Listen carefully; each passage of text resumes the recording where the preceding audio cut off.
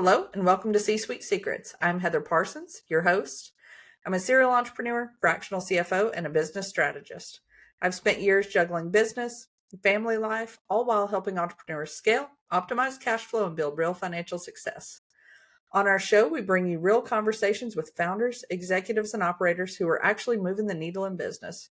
No fluff, no filler, just smart strategy, systems that work, and insights that you can put to use right away. And with that, let's dive right in. Today, we have Kevin Wolf on the show. Kevin is a co-founder and CEO of Wind Harvest International.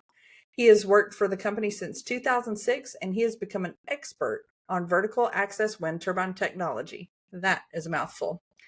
Turbulent mid-level wind resources. He graduated with a BS in evolution and ecology from UC Davis and uses his science education in most everything that he does. Among other volunteer activities, he chairs the California Clean Money Action Fund that has successfully passed legislation reducing the power of money in elections and politics. He's also the founder and lives in the N Street co-housing in Davis, California. Kevin, welcome to the show. Well, thanks, Heather. I'm glad to be here. Glad to have you here. Definitely sounds like you have been working a lot in science and technology, and I love to get started and hear a little bit about your entrepreneur journey and how you wound up working in science and in particular on wind turbines. Well, it is a funny story. It involves rivers, river rafting, because at UC Davis, I learned to be a river guide and volunteered a lot of my time there, and then got a summer job being a river guide, and then found out that rivers were being dammed for hydroelectric power. So I started volunteering my time and got trained in how to facilitate consensus-based processes and organize. And on all this effort, I met a guy who said, there's more than just hydroelectric dams to get green energy. There's windmills, wind turbines. And this was way back in the early 1980s. And it's like, really? Wind? So I followed them. I got involved. I invested in their company. I helped them in a number of ways. And then when we, the shareholders, decided to start the new company, Wind Harvest International, I was asked to be the CEO. So I started that process then. A couple years later, one of the other co-founders took over as a CEO, but I stayed with the company. And then I returned to the CEO position about 3 years ago, actually now more like 4.5 years ago, to start this crowdfunding effort and get us through the last steps of the technology readiness level process, which I'm happy to tell you about. But anyways, it starts around just this vision of, we need green energy, and it can't come from just damming rivers. And the wind is powerful in places like California wind farms. And this wind near the ground, no technology can use it. It needs a completely different technology. And that's what motivated the company and me to press on and figure out how to bring the long sought after vertical axis wind turbine to make use of this very traditionally unusable wind resource that blows under the tall turbines in wind farms like those in California, Hawaii, Scotland, all these other wonderful windy places around the world. That is super exciting. So it sounds like you all have a lot going on there. Not only are you doing research and development on wind turbines, you're also trying to run a business, and banks usually don't love funding those startup phases or products that traditionally they don't think of. So you mentioned a little bit about doing some crowdfunding. So what activities have you done to really keep your operations going in this long process of getting to market? So, startups go through different steps. They get a seed stage funding, and then eventually they get to a product where it's almost there, but it's not quite. And then they get a Series A round. Usually, we did our Series A round in 2012. It provided us with two important prototypes, including our first ever cantilevered prototype, biggest turbine we ever made, and then the lead of that Series A round, he passed away, and his heirs didn't want to keep funding. And my other two co-founders either died or retired. And so we were at a point where it was difficult to raise money. Our existing investors helped us, and we got through the what's called technology readiness level 6, which is a full-scale prototype. Always a hugely difficult stage for a technology to get to. You're really now building your full-scale prototypes. You haven't built it before. It's never been built before anywhere in the industry. It's a brand new thing. And we built ours without an aeroelastic model that could predict harmonic resonance and loads, and it had trouble. So he brought on a guy named Dr. David Malcolm out of retirement, and he brought with him the code that came out of Sandia National Lab. And he jumped at the chance to take the data from our full-scale prototype and validate his code. And that's it. That's the breakthrough. To actually have engineering code that you can trust because you validated it against a full-scale prototype. So we built it again. Now we fixed all the problems with the first one. It worked like a charm. It validated the code again. We got a peer-reviewed paper on that one. And now it's like, okay, now you guys got the code. All you engineers, you're now confident in what you can do. What would you do with this technology? And they go, well, let's go from 9 arms to 6 arms. Let's see if we can get a bigger blade. Spend some money and get us the best and aerodynamic firm in the world to help us. Okay, we did that. And then we came up with, we can get much larger blades, and we can get rid of epoxying plates to blades, and we can figure out how to put all these pieces together. And out of the process of doing that, we figured out 9 new patents. And we have our final product. And our final product is sleek, simple, easy to make, easy to install, easy to maintain, hugely durable, a 70 to 100-year lifespan. And we have the patents that'll make it difficult for other people to enter this vertical axis wind turbine world and go into turbulent wind without making use of things like a hinge connection between the arm and the blade. So these turbines operate 15 million times a year. And there's a push and a pull in every revolution on that connection. All vertical axis turbines that we know have failed there at that connection. They haven't figured out how to do it. But if you put a hinge in, a hinge is designed to handle movement. Now you've solved the problem. We have the patent for that. So now we are ready to roll. We're ready to go through the last steps, technology readiness level 8, third-party certification. And then the last step is technology readiness level 9. What does it take for banks to lend $100 million to your customer's project using your turbines as collateral for the loan? Well, they want to see probably at least a year of data, because if a product is going to fail, it's going to fail in the first year.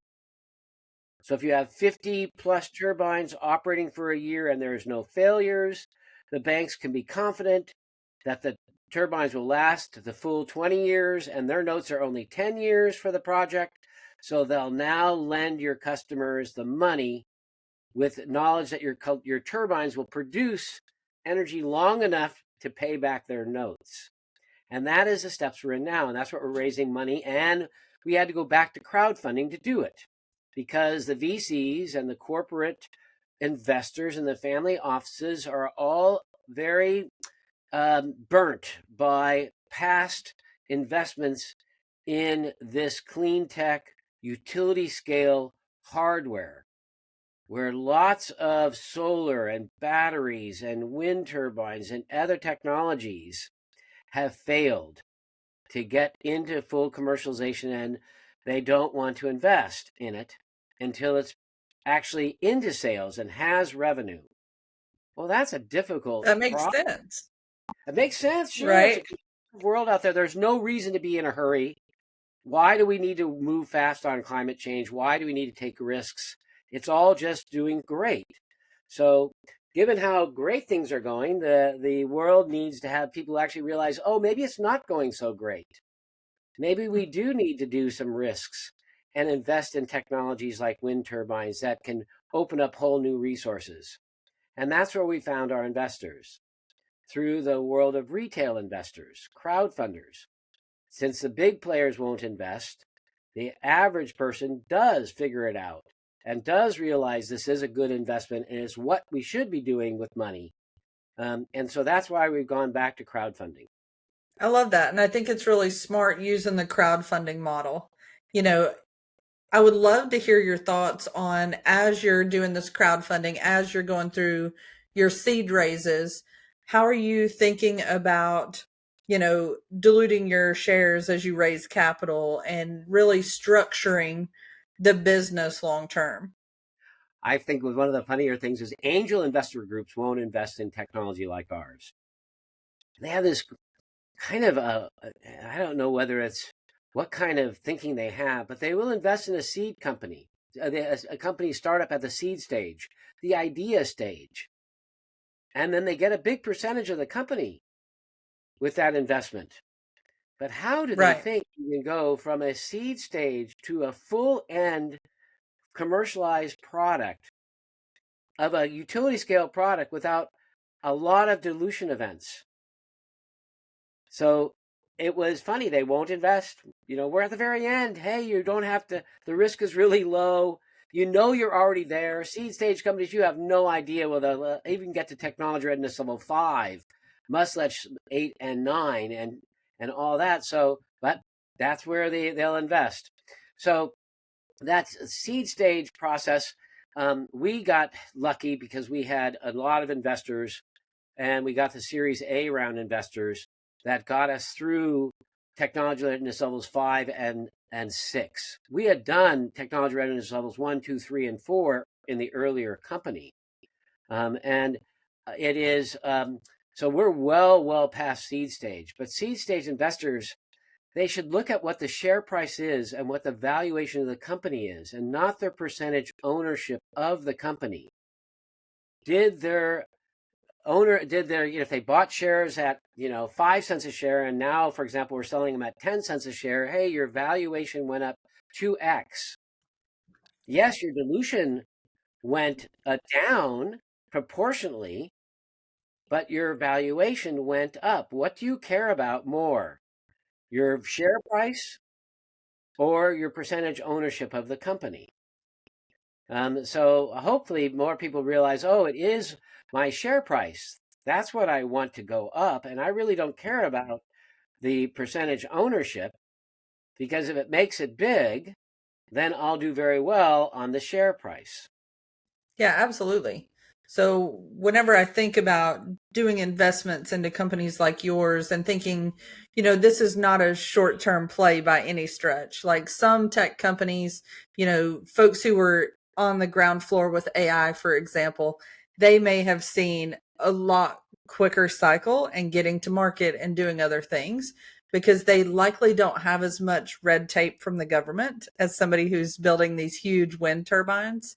So as you've gone through this process, what has been the role of government and their incentives and policies played on what you all are producing and how you've set things up?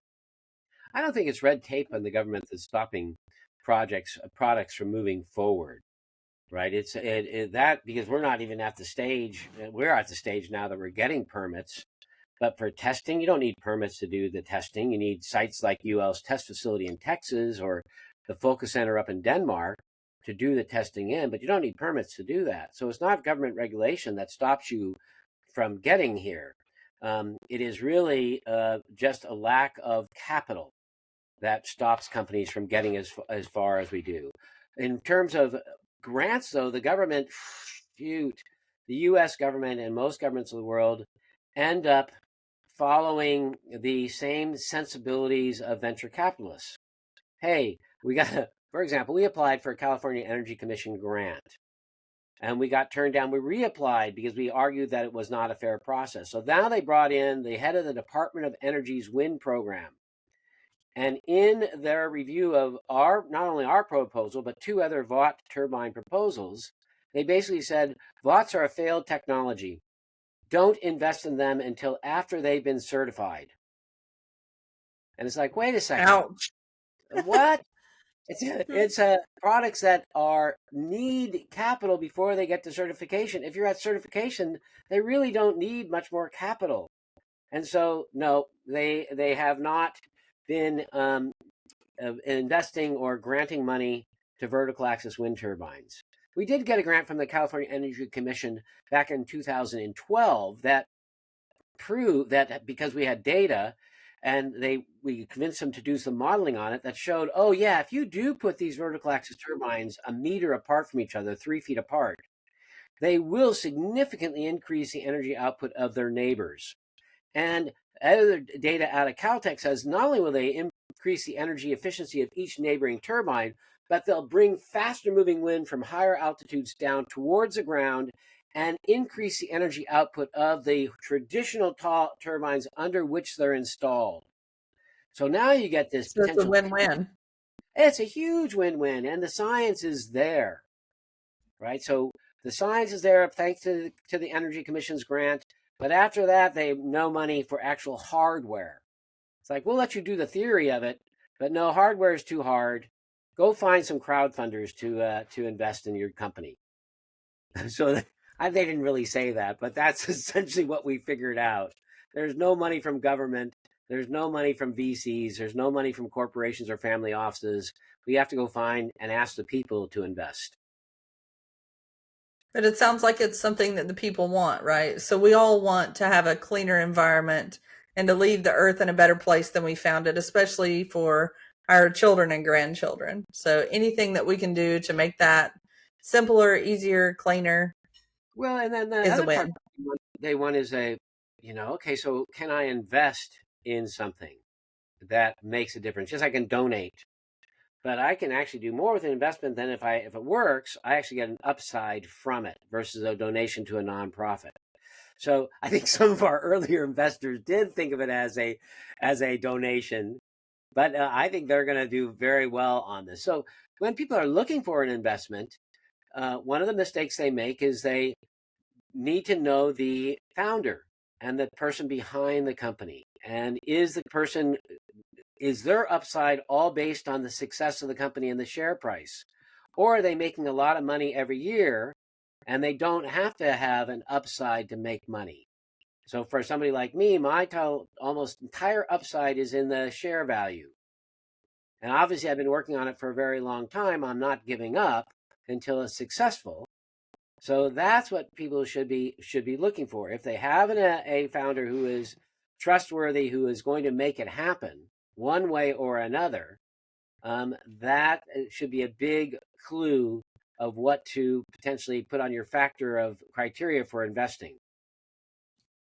That's a really good point. I think as I think about investments, there are certain financial things that I'm always looking at, but even in real estate, right? So I do a lot of investing in real estate, looking at a lot of real estate deals. Even if it's pretty on paper, if you don't have the right operator at the helm, it can go bad fast. And I love your point of, do you have skin in the game at making sure it succeeds rather than just getting a payout each year?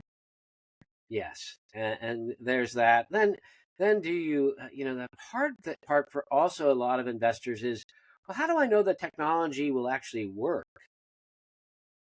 And that means, Right. because if it doesn't work and it's a new technology, will I could lose all my money?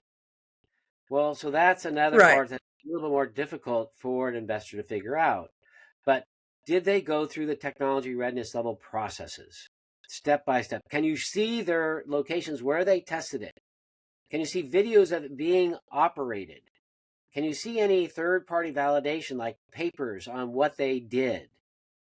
And so there's a evidence trail that you can find. If they don't have an evidence trail, then be doubtful about what they've done.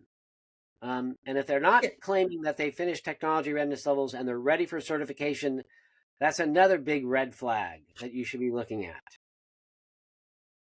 absolutely. So as you're going through this technology readiness process, what else are you all doing from a finance and operational metrics perspective just to make sure that everything is on track and that you, as well as your investors, see that things are running smoothly and that operations are lean and working towards that next stage of certification as well as growth? So Heather, you said you're going to tell me question that something I would share with people that I wish I had learned earlier. It kind of fits in this area. It would Okay. be get your finances together.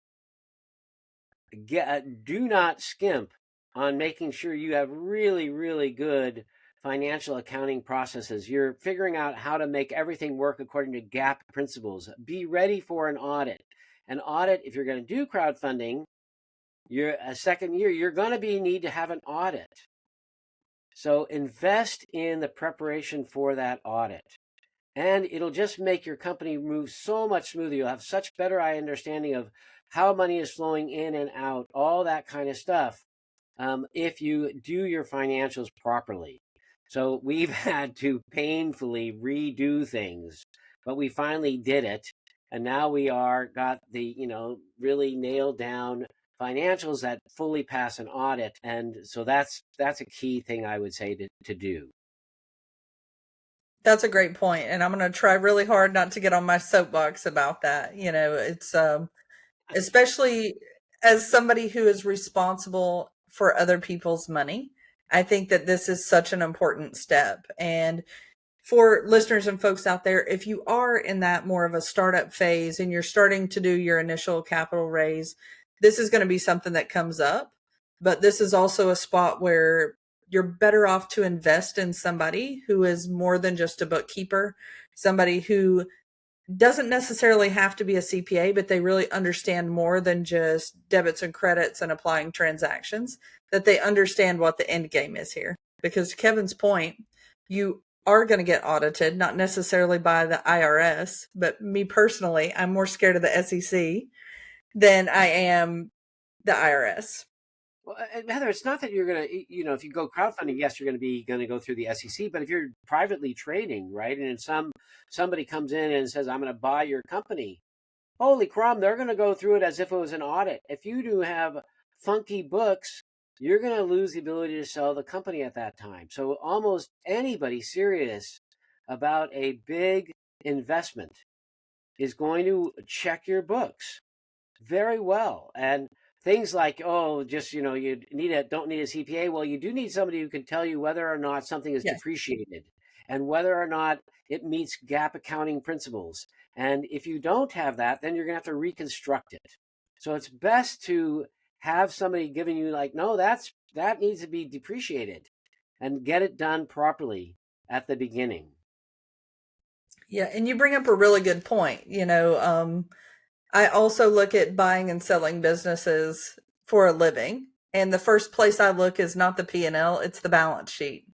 So that depreciation, that, any vehicle that you have on there that may not necessarily belong to the company or other things stand out like a sore thumb as people are looking through your financials. So I love Oh, what you're saying, and I think it's super smart. yeah. So, for example, loss carry forward. One of the benefits Oh, you yeah.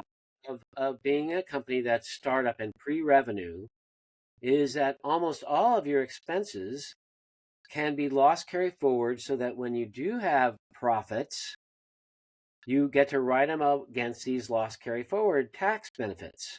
And so somebody coming in and looking at your company and sees a company like ours with 22 million in loss carry forward, they go, whoa, that's going to cover taxes for quite a while. Or maybe not quite a while, but it's a big plus on the financials to see, yeah, you're ready. You've been tracking your loss carry forward, your depreciation, all that stuff properly. It's an asset to the company. Right. And I think it also gives a lot of confidence in you as the operator, right? Because now you're not just worried about making the wind turbine work, you're also looking at the overall health of the company and getting your numbers in a line as well.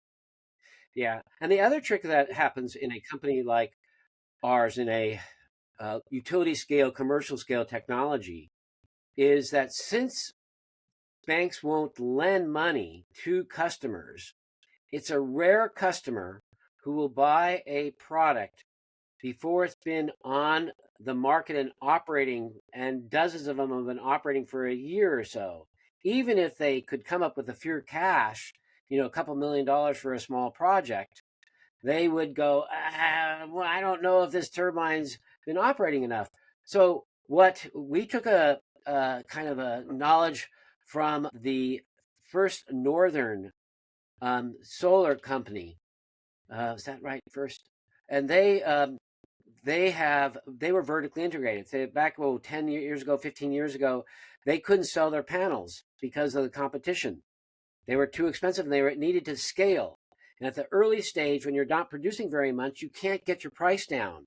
So they were threatened to go out of business, but they came up with the idea to develop their own projects and sell their panels to their own projects and then scale that way. And then once they got to scale, the price of their panels would drop and then they could compete on the open market. So we are following that model. We have been investing in developing our own projects. We will own those projects. We will sell our turbines to limited liability companies we set up that buy the turbines from us, but we eventually take over ownership of those limited liability companies when all the tax benefits are harvested and our loan comes due for that project. But that is one of the only ways we figured out how to get through the very last stage without selling the company to some big player who will then do it themselves. But and it's a great deal because you make people who develop projects, large projects, there's a lot of money that flows through these projects, and there's a lot of ways to make money on it besides just the margin on the sale of the turbines to the project. So it's another thing to be thinking about, is like, okay, you got to get sales. People say, oh, you can get certification, but where's your sales? How long before your sales are going to come up? And some things like take permits and power purchase agreement and lease agreements, like the real estate development project, right? They take time. And if you don't have those things lined up, you're not really sure that that deal is going to go forward. So doing it yourself gives you a lot more control over your ability to ensure the investors, yes, we have a sale. Look, right here. It's our own sale, but it's there. Right. And you mentioned something that I think is worth diving into a little further as well. You mentioned harvesting some of the tax credits and benefits there. Can you dive into that a little bit and talk a little bit more about how that works? Oh boy, it's been a scary last month. The Republican I House bet. a version of the Budget Reconciliation Act that eliminated all solar and wind tax credits 60 days after signing. Then the Ooh. Senate hold of it, and they change it, and they say you have to have a project started by July 2026 or fully completed by the end of 2027 or no tax credits for you. Not only that, the government is taking away MACR's depreciation from solar and wind. Talk about totally unfair. Everything gets MACR's accelerated depreciation except solar and wind. What, are we the most harmful product that's ever hit the country and we have to be punished by taking away standard tax depreciation benefits? So because of our project down in St. Croix and these other projects we've been having in development, we'll be able to make those timelines and get access to the tax credits and the 100% bonus depreciation that is available to wind and solar that make those timelines. So we are fortunate that we've been working on this for so long that we can pick up those tax credits for our projects. Now, the structure of it is that we can't own the project we sell things to, but we can set up a limited liability company. There's tax harvesting investors who want all those 50%, in our case, 50% tax credits and 100% depreciation bonus, because they've got a lot of taxes that they want to save money on. So they actually own the project for the first 5 years until the clawback period by the IRS is over. Then after that, they walk away. They've made gobs of money. They got almost all their capital back in the first year. And so they're happy investors. And then our loan to the company, because the project will still need some money and we'll lend that money to it, then that loan terms trigger the return of the project back to our ownership. So that's how we structure this. And lots of players structure their projects in a similar manner. So it's nothing new that we're doing. It's really smart though, and I know as a real estate investor, those tax credits are a huge benefit to your investors. They not only get to invest in something like wind and solar or real estate, but they also get the benefit of lowering their tax liability in the process. Yeah, affordable housing in real estate has some great tax credits available to investors. And so it's a similar model to that. Absolutely. So, as you're going through this process, what are one or two things that you would recommend to somebody who is in the, clean tech founder space that is really trying to go from prototype to commercialization? What are some of those milestones that truly matter? One, get your finances together early. Two, focus on the product. And the don't now the trick on that is you also got to think about raising money. But what drives raising money is success in the product, in patents. So as much as you can, invest in getting your products all the way through to the point where, okay, now we're ready for certification and we have projects lined up. Almost anything else, let it go. Just focus on the core things. And then, the trick of finding the right people. So I would say I should have spent more time strategically thinking through everything and what's most critical and hiring core people earlier, that would have been a much better fit for what we really needed to do for the company. That's smart. And I think that's some great advice. So, get your finances in order, focus on the product, and then get the right people in the right seat on the bus as you go on the journey. I love Yeah, that. I like that, Heather. Good. So, final question that I always love to ask for somebody who's been an entrepreneur, especially in the game for quite a while, I would love to hear what's one secret that you wish you would have known starting out as a founder and an entrepreneur? Well, I'll tell you, there's one thing that I'm glad I didn't know, which was, holy crumb, this can take a long time. I've been very good at convincing myself that, oh, it's just around the corner. We'll get there. It's not very far away. So having that understanding that, yeah, no, it takes time and effort, and you're going on a very long and difficult journey. If you're in the software space, oh, you can do beta versions, and then you can send out fixes to the things, and you can do all that. But if you're in the hardware space, and you're going to connect to the grid with something, and the Federal Energy Regulatory Commission requires certain standards before you put products into the grid or into, those kinds of things. Know how difficult and long that process is going to be, and just plan on being with it until you've succeeded, and find a way to cover your own expenses, all kinds of other things. But hang in there and keep plugging away at it. That's some great advice. I think for entrepreneurs, we start out with a vision in mind. And oftentimes, what you see on the internet and on Instagram doesn't really detail how much grit it takes to stay in and work on a project day in and day out, year after year. So I Okay, think one that's more some sage advice. wisdom. Bit of advice. Take care of your investors. Keep them informed. Be honest with them.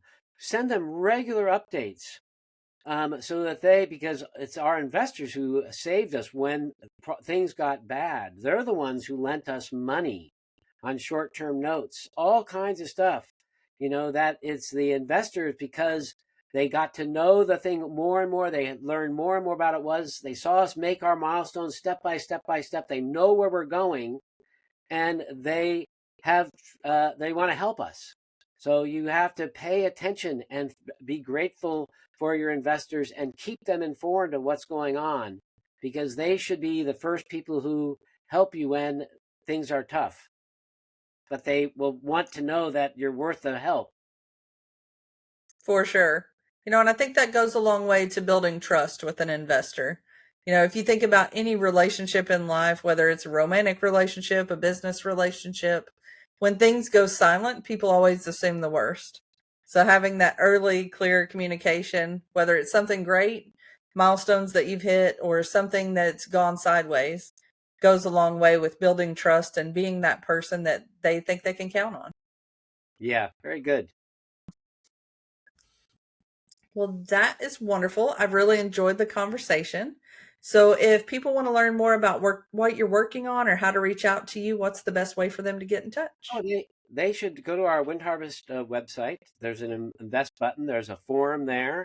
They can ask me any questions. There's also a forum on our website for if they want to order turbines or they want to help us with projects.